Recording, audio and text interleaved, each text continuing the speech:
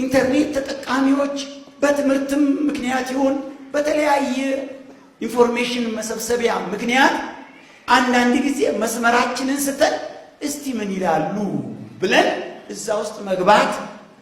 ይሄ ደግሞ ፌስቡክ የሚባል የመጨረሻ ቆሻሻ ምን ይሰራልሻል? ምን ይሰራል? ባርኔጣ ገብተን ምን ይሰራል? ምን ይሰራል? ያለ እድሜሽ 14 13 ሆነሽ እያለሽ ዲህ ብለሽ እያለሽ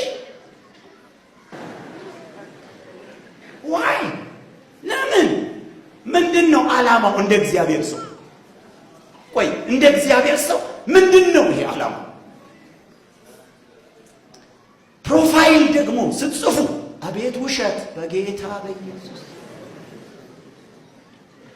የሆነ ጻድቄ ምናምን የሚባል ትምህርት ቤት ተመረሽ ሴንት ሜሪ ተመረቀ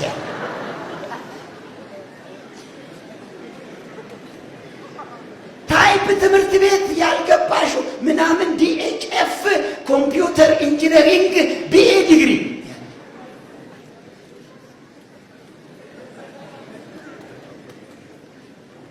ወንዱም እንደዛው